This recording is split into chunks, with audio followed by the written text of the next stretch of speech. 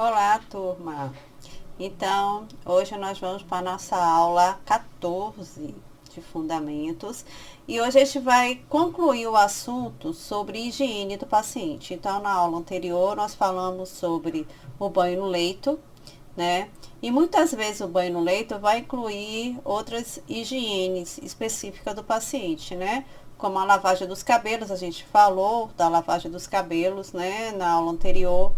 A higiene oral é importante a gente saber a técnica correta de como higienizar, né? Porque muitos pacientes podem realizar a higiene oral sozinho, mas quando eles não podem, quem realiza é a enfermagem. Então a gente tem que saber direitinho como higieniza a cavidade oral do paciente. E a higiene íntima é muito importante saber. A higiene íntima masculina, a higiene íntima feminina tem uma diferençazinha, né? Da forma correta de realizar essa lavagem e alguns cuidados com os cabelos, tá? Do paciente, principalmente paciente com cabelo longo. A gente tem que manter esses cabelos presos, certo? Vamos estar falando aí sobre esses cuidados. Então, vamos lá. Então, vamos estar falando sobre o banho de aspersão. A gente falou sobre o banho no leito, mas assim, o banho no leito é a última opção, tá? Se o paciente estiver em condições de realizar o banho no banheiro de aspersão, é melhor, porque o banho será melhor executado, né? Um banho realizado no chuveiro. Às vezes acontece do paciente, a gente começar a dar um banho no leito do paciente, mas com a evolução dele, com a melhora dele, pode ser que a gente já possa dar um banho no leito, um banho de aspersão nele, utilizando uma cadeira higiênica, tá? Então, eu vou explicar tudo isso aqui para vocês hoje. Então, o banho de chuveiro que pode ser sozinho, né, pelo paciente ou com auxílio de um profissional de enfermagem com o paciente em pé ou sentado. Tudo depende da avaliação que a gente vai fazer com o paciente. O paciente tem condições de ir para o banheiro tomar um banho sozinho, a gente tem que avaliar isso, tá? Paciente está lúcido orientado, está andando, mas o paciente ele pode apresentar algumas tonturas, tá? Ele acabou de ser operado, então ele vai precisar de um auxílio no banho.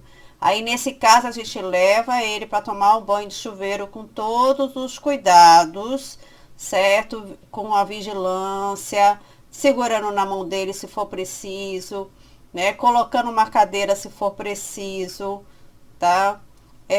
Tem um cuidado também que eu não coloquei aqui, porque não é o momento ainda da gente estar falando do paciente cirúrgico, tá? Mas assim, o paciente está com algum curativo, às vezes a gente tem que proteger o curativo, certo? Principalmente paciente com curativo cirúrgico. Então, tudo vai depender da avaliação que a gente fizer desse paciente, tá ok? Então, o paciente está completamente lúcido, orientado, deambulando, não tem nenhum risco de tontura nem nada durante o banho, pode deixar esse paciente tomar o banho sozinho. Qualquer risco, a enfermagem vai precisar acompanhar esse paciente no banho, tá? Ou até mesmo dar o banho, né? Como a gente pode dar até o banho no leito. Então, ajudar ele a tomar o banho de aspersão, às vezes pode precisar, tá ok? Então, tudo vai depender da avaliação que esse paciente tiver, tá? Para a gente definir que tipo de banho ele vai precisar tomar. O uso da cadeira higiênica, eu já falei, é depender do grau de dependência desse paciente. Muito importante avaliar esse grau de dependência do paciente, pois esse tipo de banho pode causar acidente devido ao risco de queda. O chão vai estar molhado, a gente vai ensaboar o paciente, tá? Então, tem um risco de queda, o paciente escorregar e cair, e essa queda pode causar um problema grave, né? Um TCE, que é um traumatismo crânioencefálico, causar fraturas, tá? Eu já vi paciente que teve fratura de fêmur, que é o maior osso que a gente tem, né? No corpo humano, que é esse osso da coxa. Fraturar por conta de uma queda do vaso sanitário para o chão. Então, por isso que é importante a gente avaliar o grau de dependência desse paciente, tá? Se ele tiver qualquer grau de dependência, precisa a enfermagem estar presente o tempo todo. Se não tiver disponível uma cadeira higiênica, que eu coloquei aqui umas fotos da cadeira higiênica para vocês, para quem não conhece. Em alguns casos, pode utilizar uma cadeira plástica. Agora, cuidado com a cadeira plástica. A cadeira plástica, essas cadeiras que a gente tem, de preferência as que têm apoio nas laterais dos braços, que aí ajuda a proteger mais, elas não são específicas para banho. Elas podem ajudar, tá? Então tem que ver se realmente há segurança de colocar uma cadeira dessa. Porque se o paciente for um paciente com dependência muito neurológica, paciente tem que, assim, que não tem muita segurança no corpo, não tem uma postura no corpo, colocar esse paciente numa cadeira comum, tá? Essa cadeira plástica, ele pode escorregar e cair, tá? Então a gente tem que tomar cuidado também se esse paciente tem condições de ficar em uma cadeira comum, tá? Se não tiver a cadeira plástica, senão é melhor dar o banho no leito mesmo, tá? No uso de cadeira plástica, deve-se redobrar a atenção para que o paciente não escorregar da mesma. Deve-se utilizar em pacientes, não deve ser utilizada, melhor dizendo, em pacientes muito dependentes. Então, tá aí, gente. As cadeiras higiênicas, tá? Elas são muito práticas, porque a gente tira o paciente do leito, tá? Ali mesmo no leito, a gente deixa ele só com a camisola para cobrir ele, para ele não ficar exposto, né? Coloca ele sentado, pode colocar ele para evacuar, urinar já no vaso, se for possível fazer isso, né? Pode deixar, porque essa cadeira se encaixa acima do vaso sanitário. E ela vai até o chuveiro, tá? E dali o paciente sentadinho, a gente realiza o banho nele. Ou ele mesmo pode ajudar. Então, tem paciente que ele necessita que a enfermagem realize todo o banho. E tem paciente que colabora durante o banho. E assim, gente, quanto mais o paciente colaborar, né? Mesmo que não ajude tanto, mas assim, quanto mais ele puder cuidar dele mesmo, puder contribuir para os autocuidados, melhor para a recuperação dele. Que isso melhora até a autoestima do paciente, tá?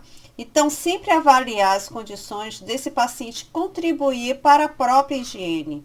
Mesmo que ele não possa fazer tudo sozinho, que necessita da enfermagem estar o tempo todo com ele, mas sim estimular. Isso não só no banho, tá? Mas na hora de vestir uma roupa, na hora do paciente se alimentar. Sempre a gente deve avaliar se esse paciente tem condições de contribuir para essa execução, tá? Para esse banho, para essa alimentação, para andar. Então, a gente deve sempre estimular o paciente com autocuidado e tentar estimular ele a independência dele, tá? Isso é muito importante, né? Gente, isso evita até depressão do paciente, quando a gente estimula o paciente a se cuidar. Cuidados durante o banho. Separar todo o material que será necessário para ficar próximo ao paciente. Lembra que eu falei, organização. Tudo na enfermagem necessita de organização. Para qualquer procedimento, a gente vai fazer o quê? Lavar as mãos e reunir todo o material. Paciente mais dependente, os pacientes, né, mais dependentes devem ficar sozinhos durante o banho. Não devem ficar sozinhos durante o banho, em hipótese alguma. Porque assim, se a gente virar as costas para um paciente que é completamente dependente, pode ocorrer algum acidente. Quem está executando esse banho vai responder. Então, assim, nunca dá as costas em paciente que é dependente, tá? Que alguma coisa pode ocorrer e tem um risco de ocorrer algo grave. Então, a gente não pode dar as costas para o paciente. Outros tipos de banho. Além do banho no leito, que a gente falou na aula passada, e o banho de aspersão, pode ser realizado o banho de imersão, que é o banho de banheira, que é muito utilizado em recém-nascidos, tá? O banho de ablução, que também é chamado de banho parcial, consiste em jogar pequenas porções de água no corpo do paciente. A gente pode colocar o paciente sentado, tá? E jogar, às vezes, por conta de alguma cirurgia, algum curativo que o paciente estiver utilizando, ele não pode entrar todo debaixo do chuveiro. Então, a gente dá um banho parcial, a gente põe o paciente sentado dentro do box, né? E vai jogando água, pode ser com chuveirinho, ou pode ser até aquele banho de cuia mesmo, né? E jogando água nele, para ele tentar ele próprio se higienizar. Se for um paciente lúcido, ele pode, né? Esse paciente pode se movimentar, ele próprio pode se higienizar. Então, é um banho parcial, para jogar água nele com cuidado, que às vezes ele não pode entrar dentro do chuveiro, mas pode realizar esse banho parcial para, nesse caso, não precisar ser banho no leito, tá? E tem o banho no leito com chuveiro. Não é uma realidade de muitos hospitais, mas vocês podem conhecer algum hospital que realiza esse banho no leito com chuveiro. Mas tem todo um preparo, tá?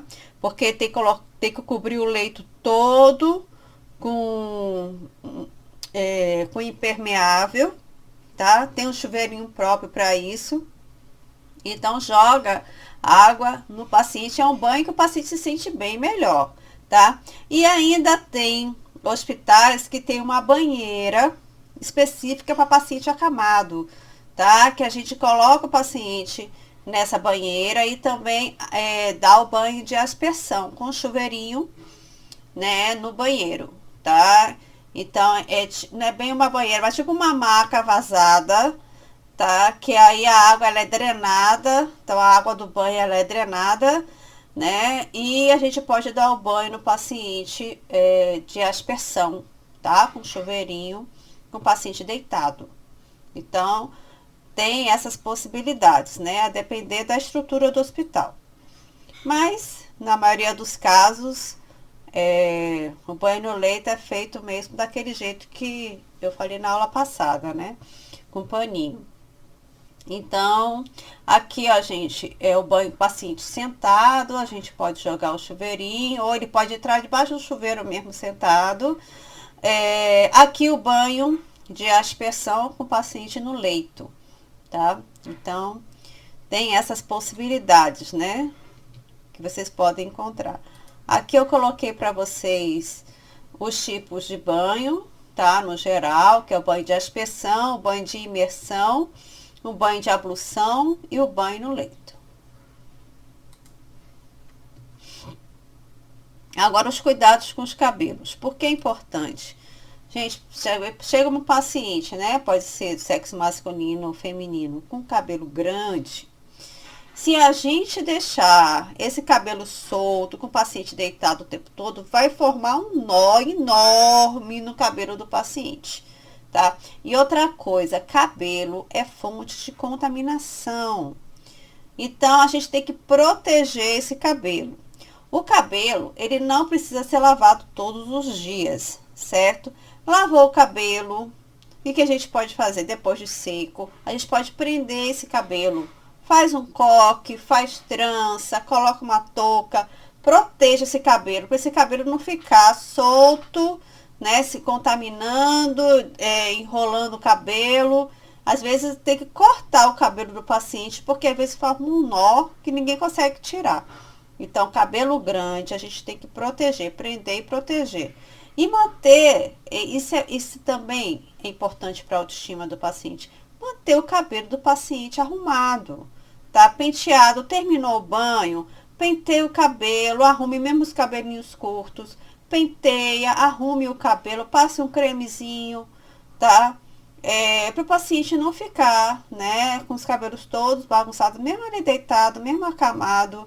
A gente tem que ter essa atenção, esse carinho, esse cuidado com o paciente, tá? Então, os cabelos do paciente, não falei, não precisa ser lavado todos os dias, isso vai depender da necessidade, tá? De lavar ou não. Isso depende de cada paciente. Tem que tomar cuidado, por exemplo, se realizou algum procedimento que sujou o cabelo, aí é o momento de lavar o cabelo. Então, essa lavagem vai depender da necessidade.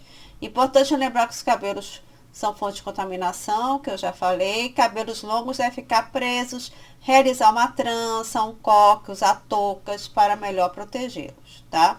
Aí aqui, gente, foi o que eu falei na aula passada, como lavar os cabelos do paciente, tá? Que, como eu falei, não precisa ser todo banho no leito, lavar o cabelo. Mas quando necessitar, a gente coloca o quê? Um rolinho, né? Não tem rolinho, a gente improvisa. Esses rolinhos geralmente são improvisados. Só a gente enrolar, né? Pode ser um lençol, cobre com um saco plástico, que pode ser saco de lixo mesmo. Cobriu com saco plástico, cobre com uma toalha, tá? E coloca debaixo do pescoço do paciente, um rolinho aqui por debaixo. E aí, por trás, né, coloca uma jarra de água, uma jarra não, minto, uma bacia, tá, de água não, vazia. E aí, com a jarra de água, a gente vai jogando, molha o cabelo, pega o shampoo, ensaboa o cabelo e depois enxágua. Depois passa um cremezinho, né, no cabelo. Tenha cuidado, tá? Que é importante. A gente não pode ignorar o cabelo do paciente, certo? A gente tem que ter o cuidado. Aí faz as tranças, se precisar, faz um coque, põe uma touquinha, que é rápido, que é simples, né? E protege bem o cabelo. A gente tem que tomar cuidado com a contaminação desse cabelo também, tá? Higiene oral. Olha, a higiene oral, ela é sempre necessário, sempre após as refeições, tá? Então, assim, a gente vai realizar no primeiro banho da manhã, vai ser realizado com o paciente, a rotina é o seguinte: a gente chegou, né? O paciente vai tomar café, deixa ele tomar o café, tá? Depois do café, vai ser o momento da higiene. A gente começa com a higiene oral, antes de realizar o banho no leito, tá? Se for o caso.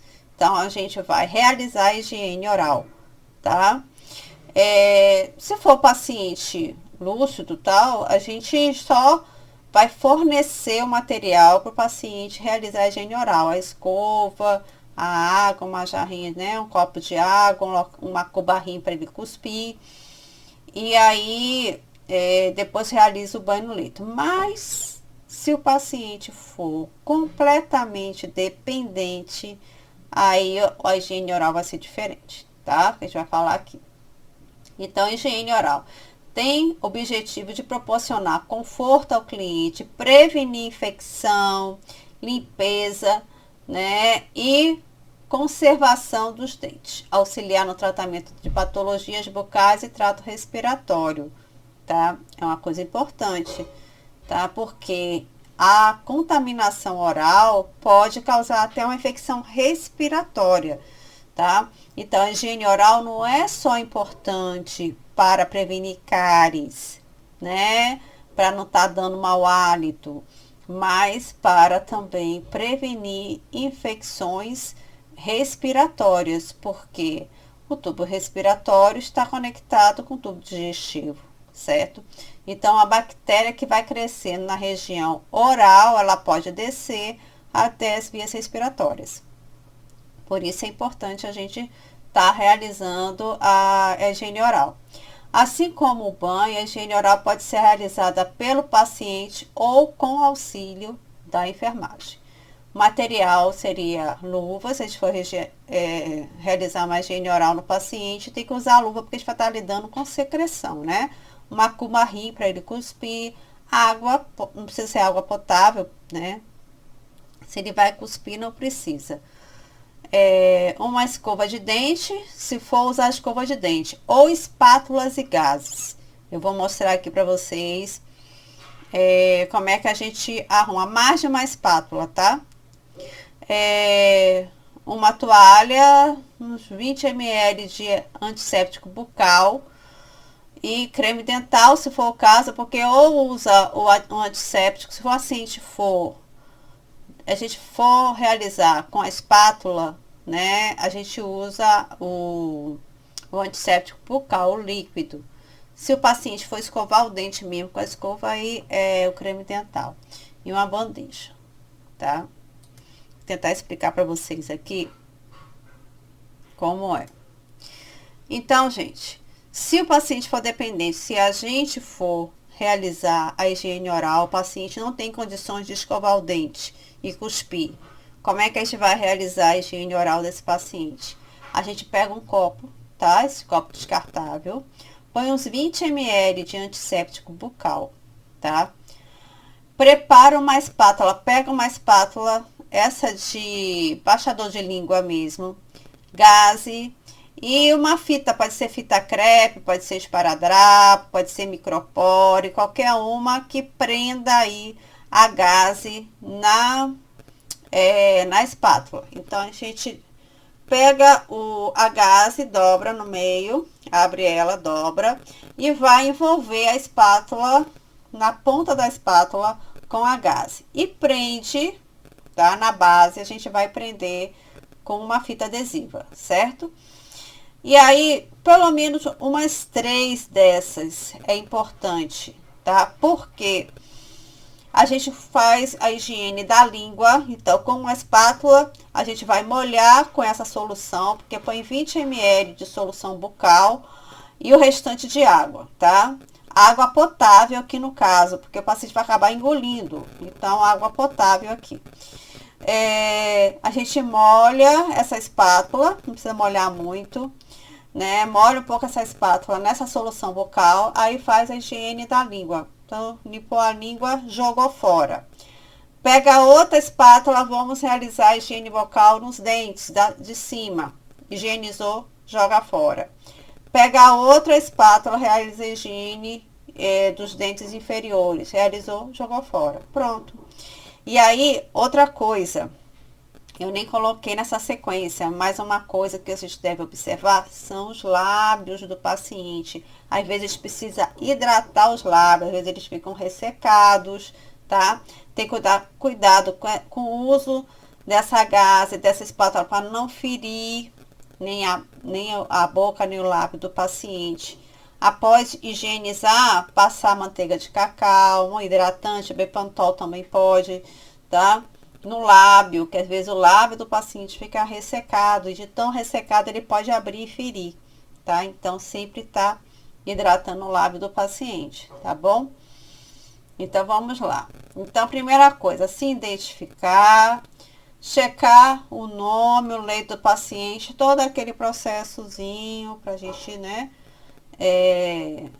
chegar e se identificar e checar se é esse paciente mesmo, orientar o que vai fazer. Todo o procedimento é assim, a gente se identifica, diz o que vai fazer para o acompanhante, para o paciente, tá? Promover a privacidade do paciente é importantíssimo, gente. Promover a privacidade do paciente, mesmo com a higiene oral, tá? Calçar as luvas, elevar o decúbito do paciente, ó, Fowler ou semi-Fowler, tá? A gente vai realizar uma higiene oral. Higiene oral, vai usar água na boca. Se a gente não tomar cuidado, o paciente pode se engasgar durante a higiene oral. Por isso a gente, ó, eleva a cabeceira, tá bom? E cuidado em quando estiver jogando água na boca desse paciente. Por isso que eu não gosto nem que molhe demais essa espátula. A gente molhou um pouquinho, o suficiente para realizar a higiene, tá? Colocar uma toalha no tórax do paciente, promover a escovação dentária da língua com a escova de dente ou com a espátula de gases, deixar o ambiente em ordem. Então, assim, aqui faltou colocar a questão dos dentes. Que eu falei, use 3 espátulas dessa com gases. Com uma, a gente higieniza a língua. Com a segunda, dentes inferiores, tá? A cavidade aqui entre o lábio, né, e os dentes aqui em cima da gengiva. Com o outro, a gente higieniza de baixo e joga fora. Toda vez que higienizou a língua, jogou fora. Dentes superiores, higienizou, jogou fora. Terceira, higienizou de baixo, jogou fora, tá?